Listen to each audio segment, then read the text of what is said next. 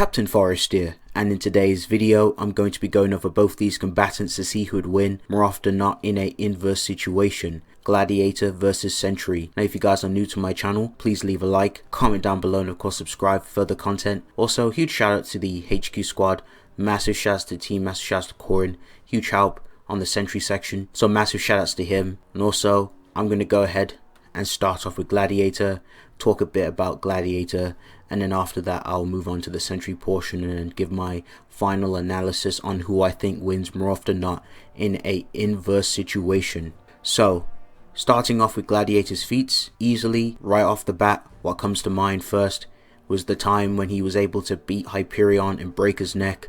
Hyperion himself has survived the collapse of 2 multiverses.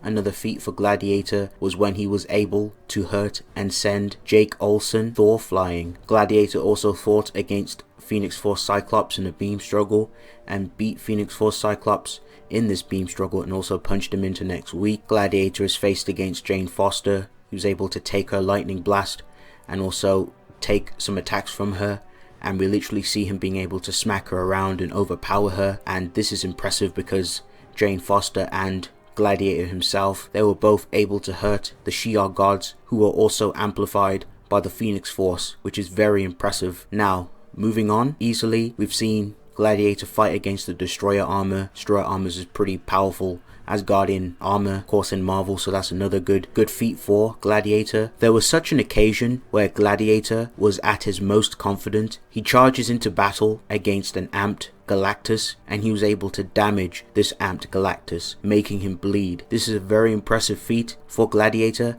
because when he's at his best, Gladiator is built different. He can perform really impressive feats the more confident he becomes in battle. So right off the bat, Gladiator has some really good Herald tier scaling, possibly higher, definitely reaching into those high Altiversal, Boundless, how you could even argue Extraversal for some of these feats. So Gladiator is very powerful. We've seen Gladiator fight against Nova on a couple of occasions, showcasing to be dominant in his fights against him. It's also noted by Thanos that Gladiator is equal to Hulk in physical strength, referring more so to Savage Hulk back then. Some good statements alongside some impressive feats for Gladiator. So that's going to round up Gladiator's AP feats and all that good jazz. I'm going to go ahead and move on, talk about some of Gladiator's abilities. So Gladiator's level of power is determined based on his level of confidence, allowing him to become impervious to attacks the more confident he gets. When Gladiator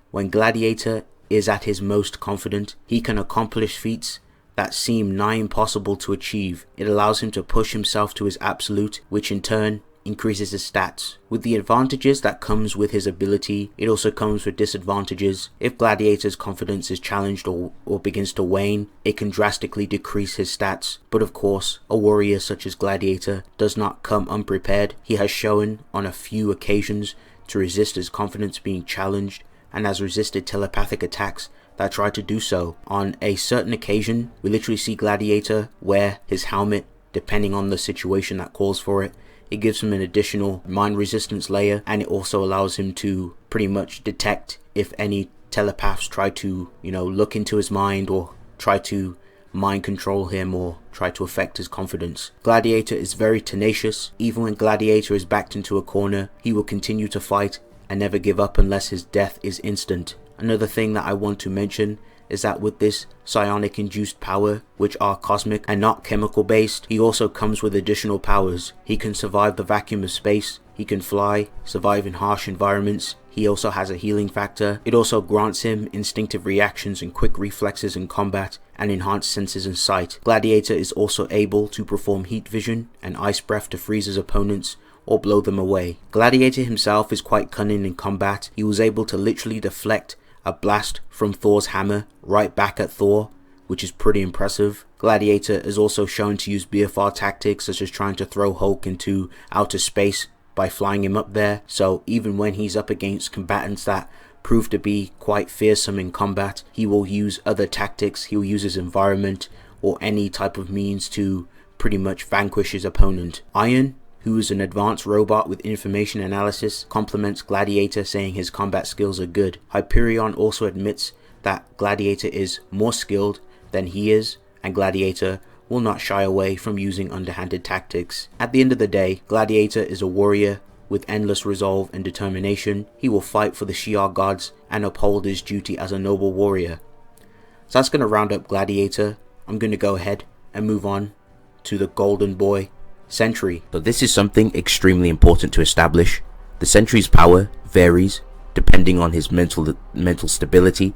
This makes him go from Herald level to destroying Yggdrasil, Strange, and Eternity. Some people might argue this is an unquantifiable difference in strength, as we can't directly measure his ability, but we can use his showings within each of these instances as an underlying standard to distinguish between a stable and an unstable Sentry. Presuming the page itself doesn't make that clear, even if Sentry were to be mentally stable at any point in time, we still have to take into consideration him holding back a lot for ethical and collateral purposes. Another thing to take into consideration is his agoraphobia. This is the main cause of him staying outside of fights. The only thing he fears more than the void is his own power, as we've seen in World War Hulk.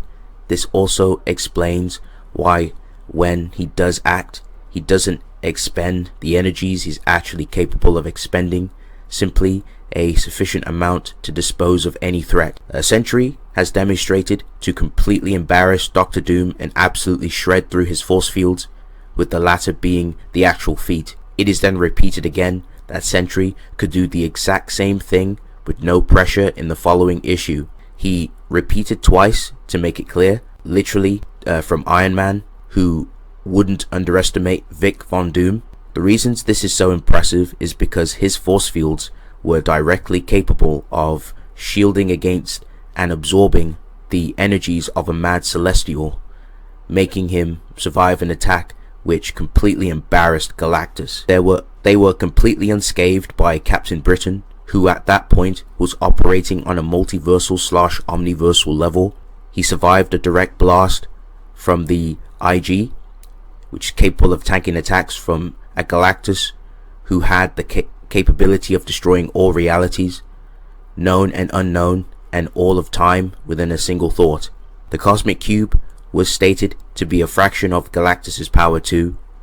They were stated to be completely superior to Susan's force fields, which were capable of withstanding attacks from the Celestials on 2 different instances. We know her force fields also depend on her mental prowess as well.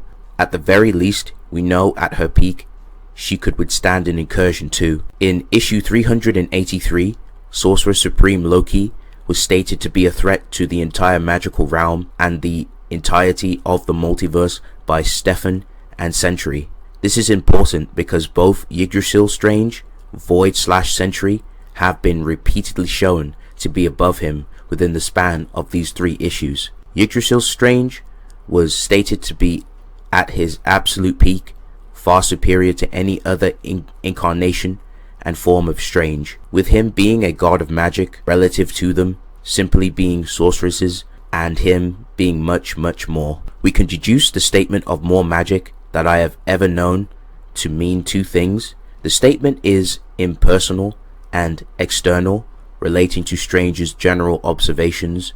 This would yield insanely, really, just crazy high results, since we could conclude Yggdrasil Strange was superior to quite literally any foe he faced before, not only his previous incarnations, and any form of those foes too. This statement is personal and internal, relating to Strange's observations, relating to his past selves, which would still yield insane results, considering the innumerable amps Strange has gotten throughout the runs. This is the same Strange who Loki fought. Another thing to note is that Loki was still God of Stories at this point.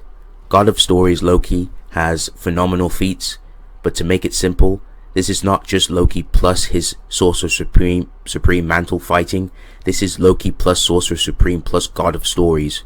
While the fight was evidently Strange having the upper hand, we ought not ignore the contextual narrative implications we get throughout the fight, as we see both on panel and dialogue, which we can inductively reason off. Loki was able to contend with the Strange, directly tanking a blast, seemingly swapping hands with him in a last panel, and not being afraid of Strange being amped by Yggdrasil, and still willing to fight. While Loki is egotistical, he has another predicate which is even more dominant, which is his intellect. He knows when to fight or when to utilize his cunningness, and we can already tell the approach he took here. So based off this, we can conclude that Sorcerer Supreme, God of Stories Loki, is capable of contending with Yggdrasil Strange to some extent. Another thing to take into consideration is that Sentry, who was quite literally asleep, acted as a conduit for Yggdrasil Strange's magic, pretty much his power. This is self-explanatory and does not require anything else. You might be wondering, why is it so important to establish this Loki to be so powerful? It's because the Void completely embarrassed the same Loki, as well as Doctor Strange, and Sentry was capable of damaging the Void and holding it off. So that's absolutely insane scaling, some really insane scaling right there. We've also seen Sentry contain the energies of a disabled cosmic cube in his earlier years. Sentry has obviously gotten stronger, far more stronger since then. Absorbing Man, who can absorb the powers of a cosmic cube, Odin, Galactus, power which can destroy Scarlet Witch, Wiccan, and Dormammu, couldn't handle Sentry, giving him all his power, and basically collapsed on himself. Even with a mere fraction, he literally flat out states he thinks Sentry is God himself with these powers, which is absolutely insane. Like, not even the Absorbing Man could handle such power from Sentry. So you're probably wondering, what about Merge Sentry?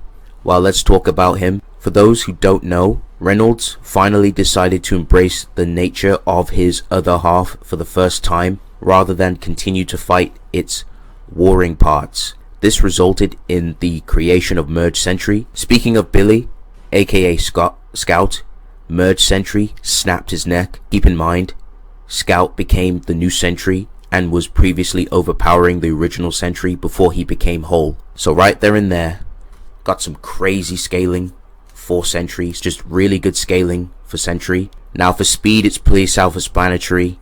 Scaling wise, Sentry should easily have irrelevant speed naturally, due to the nature of him being at such a high level of AP. So I'm gonna go ahead and talk about the Sentry's hacks and abilities and all that good stuff. So for starters, Sentry has been able to manipulate matter and molecules. We've seen Sentry use this to stop Mjolnir and drop it to the ground. I think it would be also a good idea to talk about the fight between Molecule Man and Sentry. The fight has caused a lot of controversy, with many people labeling it as plot-induced stupidity or coming up with their own theories. We do know that the Sentry was killed twice by Molecule Man before realizing how to use his powers. When he does have Molecule Man on the ropes, he has to ask the more experienced Molecule Man to return everything back to normal, which shows that Sentry was a novice at using this type of power.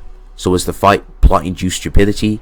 Absolutely not, because there is actually forgotten context behind this fight. So let's talk a little bit about Molecule Man in this situation. Molecule Man during the time was not inherently depowered. However, there is a difference between being depowered and being weakened.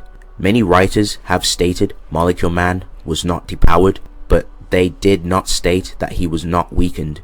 During Dark Avengers, Molecule Man was weakened, similar to the Sentry. Owen's powers resolve around the state of his mind. We know during the arc of Dark Avengers that Molecule Man was feeling lonely and whatnot. So while this feat shouldn't inherently be looked at as an AP feat for Sentry, it's still useful when it comes to his ability to manipulate molecules and matter. So moving on, Sentry has demonstrated phenomenal sensory capabilities. For example, Sentry is capable of hearing a butterfly sneeze in Africa while he himself is in New York. Sentry can track people by sensing their aura. Sentry is capable of feeling Exetar's energy from the White Hot Room, which is far beyond the far shore. Another one of Sentry's iconic hacks is his potent telepathic capabilities and mental prowess. We've seen Sentry telepathically talk to Charles Xavier. Even Emma Frost and Charles Xavier had to combine their efforts to invade Sentry's mind, and even then, Emma Frost only had access to the white room she built inside of Sentry's mind. Shortly after she was inside, the Void attacked her and forced her to stay inside her diamond form to avoid being killed by the Void.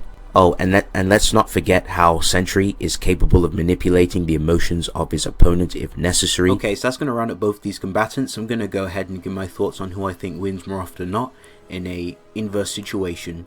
So, based off both these combatants and what feats I've displayed for them, it's pretty interesting. They're both in the same ballpark. The only thing is that Sentry has far more scaling into the tier, easily more layers into high ultraversal or boundless or extraversal, depending on what tiering system you would like to go off. So easily Sentry, no matter how we slice it, Sentry just has AP a little bit more in the AP department. Speed, I think speed is irrelevant. They both have some really good speed feats. I think they'd both be able to react to each other just fine. Now, the biggest question is, how will the fight go down and the flow of it? Now, it does depend on Sentry's frame of mind. So if he is unstable, so this is when he's quite jittery, quite strange, you know, he's not focused, I think Gladiator would have a better chance against that Sentry. If Sentry's more like stable, more clear thinking, I think he would pretty much be very focused, a lot more potent in combat as well.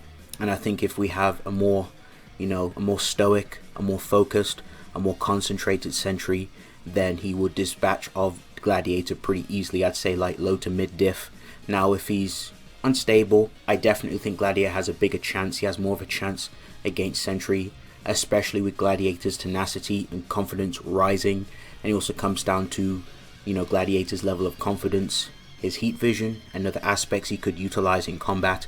I definitely think he's going to throw hands at Sentry. He's going to definitely box him up and give him some hands. However, Sentry, he's going to enjoy it. He's going to ramp it up just like he did against like Hulk when they fought in World War Hulk. He's going to ramp it up.